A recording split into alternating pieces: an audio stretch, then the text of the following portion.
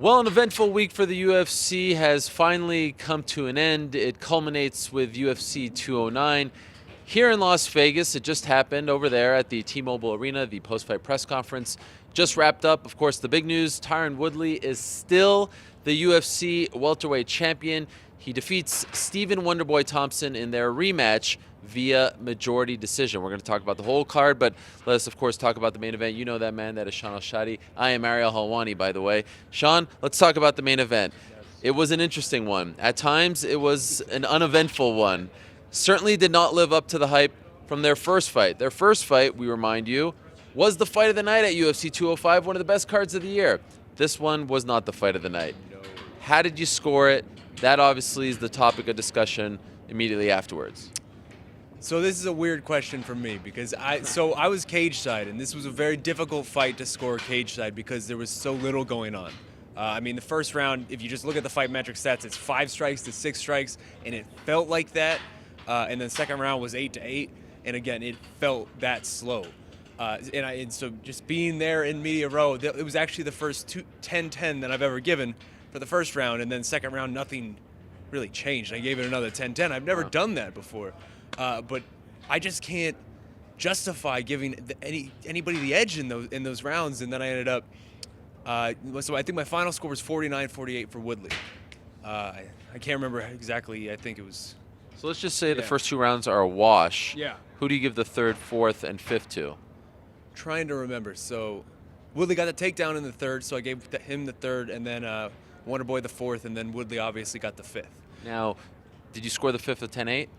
I didn't, but the thing with me in these 10-10s is because that fifth round, I in no way, shape, or form, I don't care what the rules say, in no way, shape, or form can I justify giving that fifth round the same score as a first round or a second round. We're literally nothing.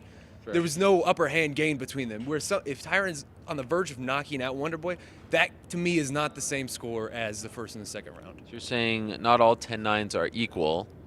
Do you feel like what bothers you more, a 10-8 in the fifth or a 10-9 in the first or second? You get what I'm saying? Yeah. I mean, personally, I guess I don't even feel passionate about it. It's one of these things where it's just that fight happened. Apathetic. Yeah, I'm somewhat apathetic towards it. It's a weird feeling, but I would say just someone being passionate about those first rounds being a 10-9, I guess would bother me more than the 10-8. I don't think that we can cry robbery. I don't think we can necessarily cry, major controversy. No, yeah.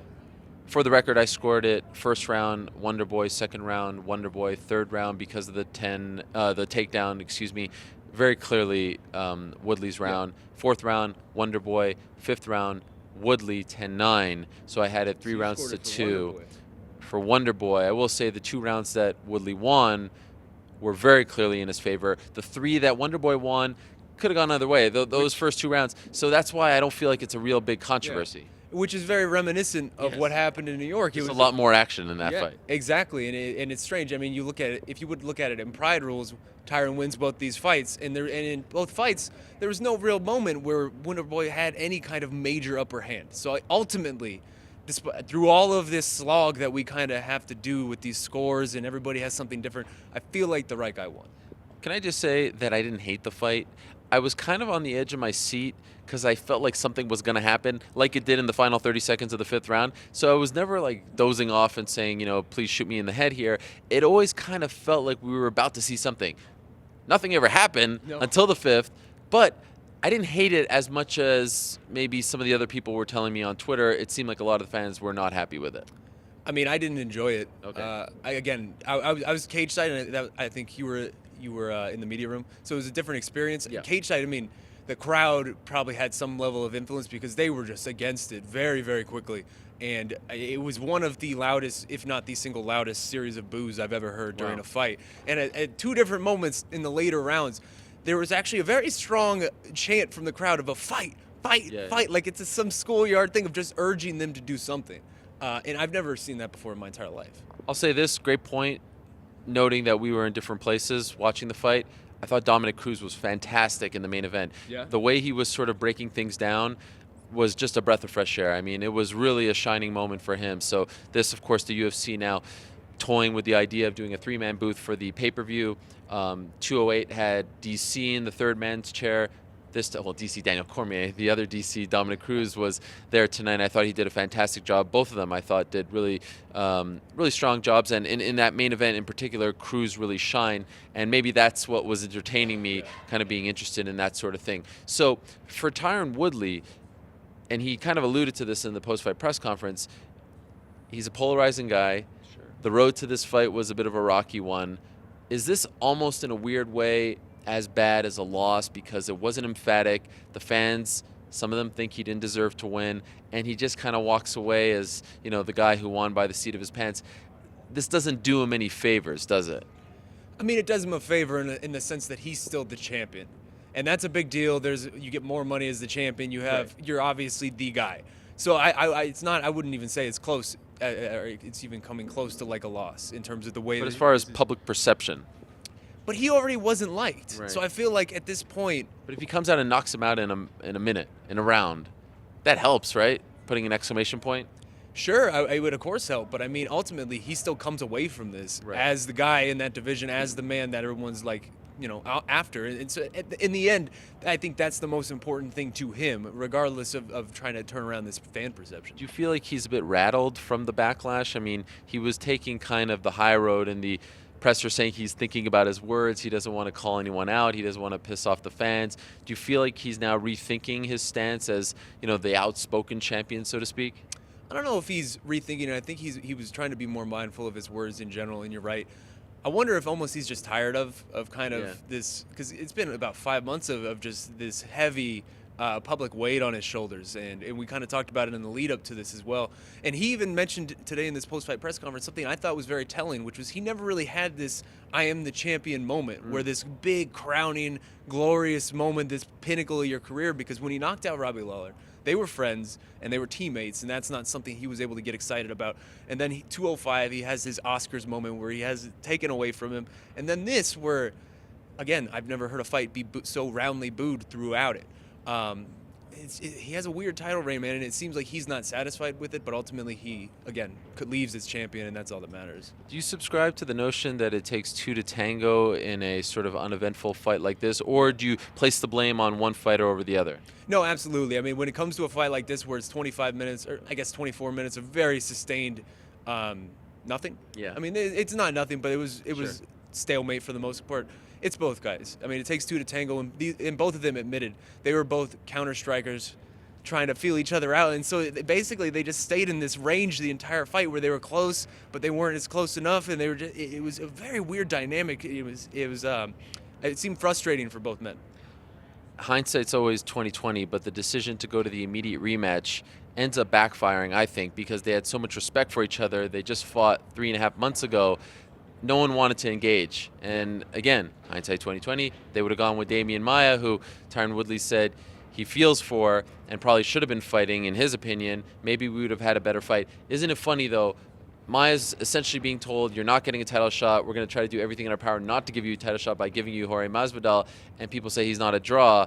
And now here we have this rematch, which did not live up to the hype. Somewhere in Brazil right now, I'm dying to know what Damian Maia thinks. Sure, absolutely. And honestly, man, I wish they could just rip up the contract for Maia Masvidal right now and just do Woodley Maia and Wonderboy Masvidal. That, to me, sounds great. Yeah. Because where do we go from here for Tyron? That was my next question. Yeah. What do you do? There is no obvious Right. thing to do. I mean, other than putting him on the shelf and waiting for Maia and Masvidal to play out, I guess. That's kind of all we're left with. I don't know who else would be deserving of that shot over Damian Maia to be able to just take it from him.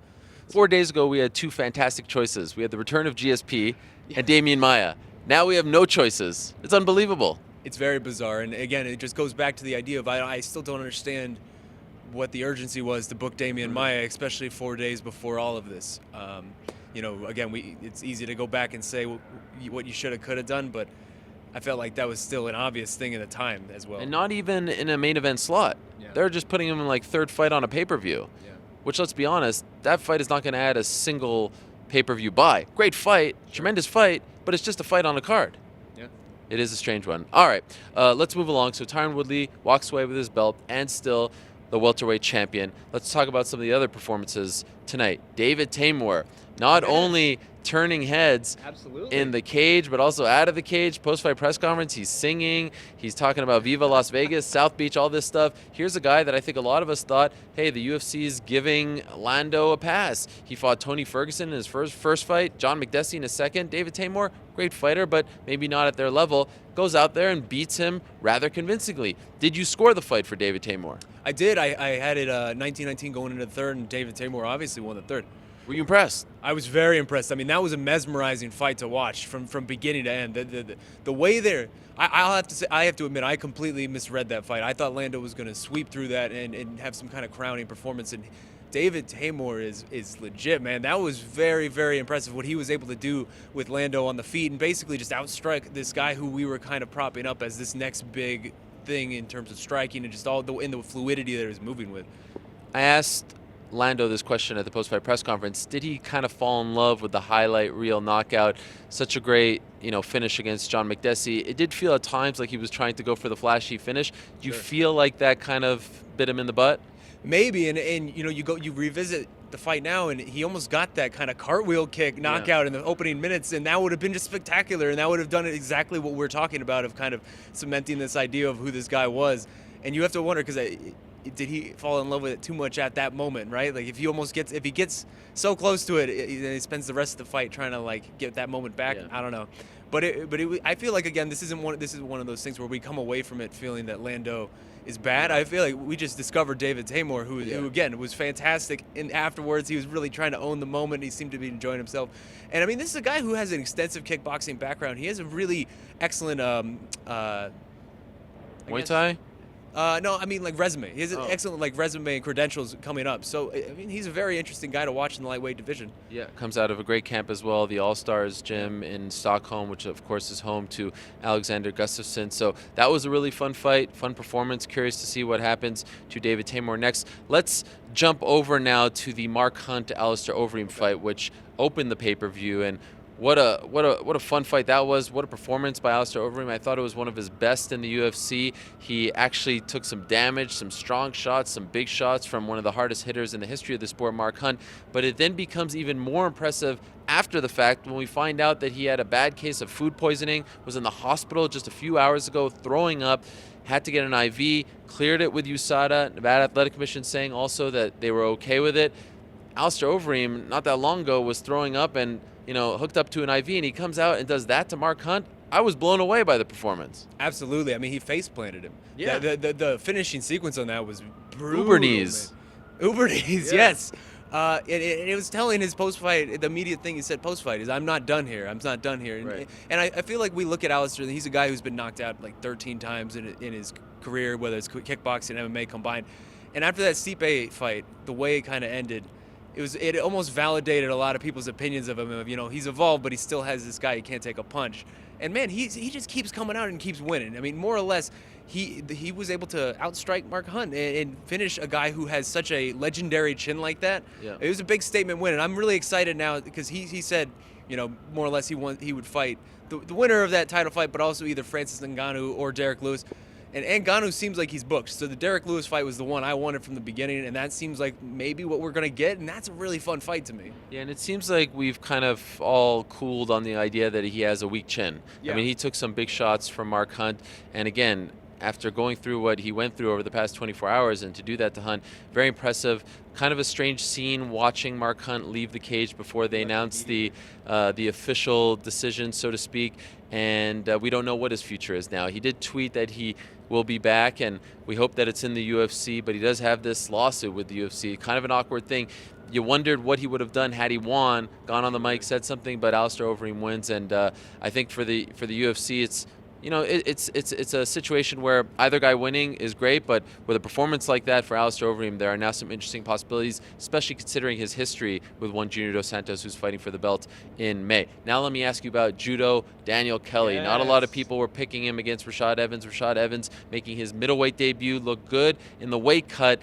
not as good in the fight. Daniel Kelly is a tough son of a gun. I mean, holy smokes, it is unbelievable just to see him compete. Does not have the impressive physique. We know all the jokes, but then he comes to us backstage, in the scrum, and he's all taped up. He takes off his knee brace, and it's just like, I mean, he is literally taped together, this guy.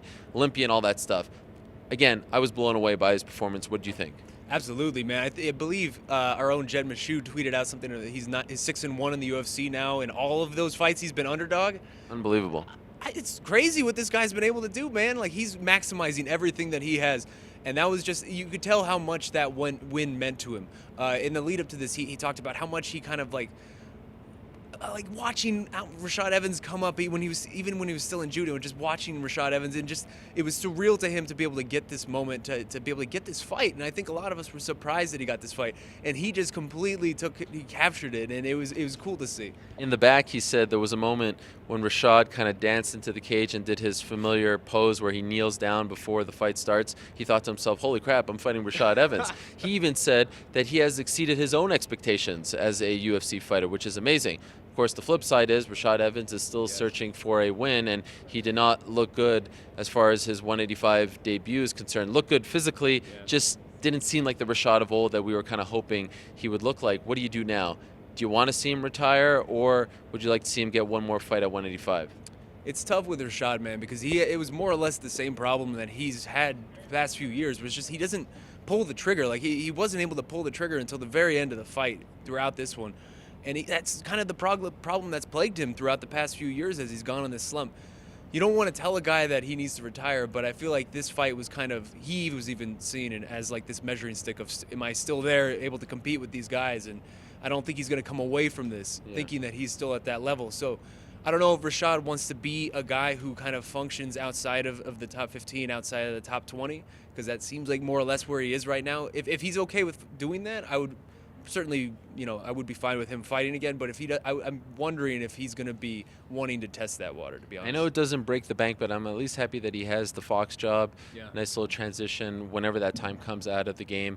Certainly one of the best, and it was tough to see him because he's had such great fights, and no disrespect to Daniel Kelly, but not the biggest name of all time. So a tough situation for Rashad, but what a great moment for Daniel Kelly celebrating the way he did with his team. It was a lot of fun to see. Yesterday when we did the preview show, you were dogging Cynthia Calvillo, and then Uriah Faber burst onto the scene and made you regret your decision right there. He said, and I quote, "You will become a fan of hers after she fights."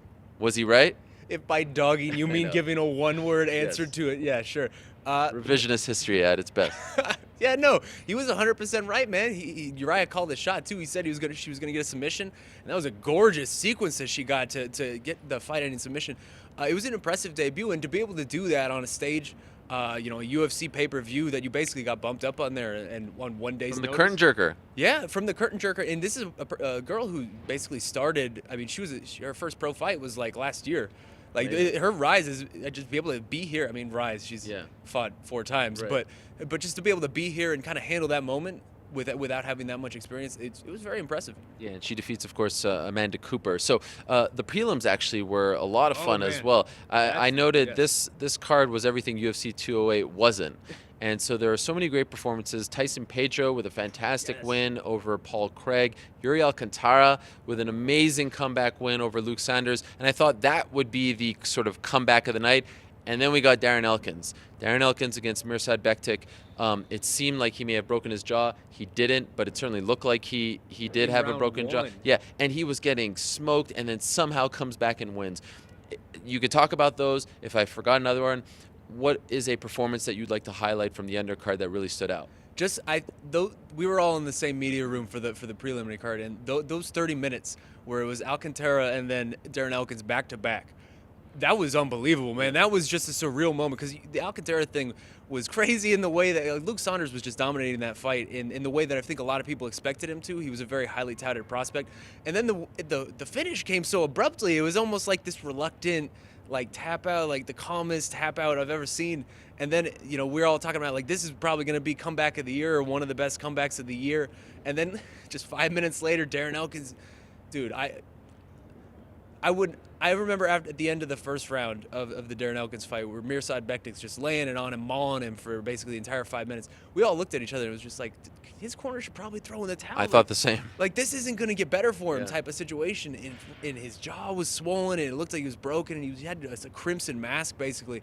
And just to be able to come back from that, and then the pure, unbridled emotion that just poured out of him the moment that fight got stopped, it was such an unbelievable sight. It was one of those moments that really like resonates with you and makes you understand, like, oh, this is just a sport that's unlike any other. Like, this is a moment that couldn't happen in any other sport. Yeah, I do believe our own Esther Lynn, who's also battling some food poisoning, I believe, or flu. Something's going on here in Las Vegas. Took a great photo, so you can see that right now. Pull it up. There it is. Yes. The magic of editing. It's a beautiful thing. Two last notes before we go. The first, no real update on Khabib Nurmagomedov. Of course, he's out of the hospital, told that he's in relatively good spirits, but he did not provide any kind of statement and did not show up to the arena. We certainly don't blame him. Tony Ferguson, though, did show up to the arena. Dana White saying that he was going to get paid. It wasn't exactly clear how much, if it was in fact the show money, but glad to hear that at least something was done on that front. But no word on if they'll fight each other next, if they'll be booked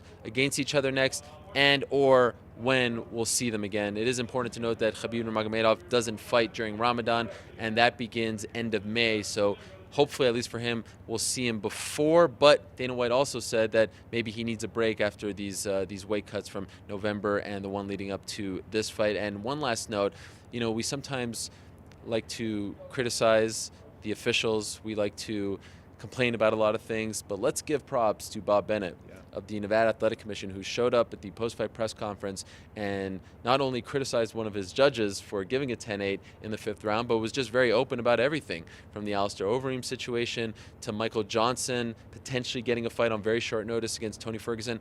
I was very impressed, and you don't have to agree with everything that he said, but the fact that he actually just showed up, I could think of maybe one or two other commissioners in this game, no matter what country, what jurisdiction, what state or province, who would do that at the end of a long night. So I do think we have to give him some props for doing that.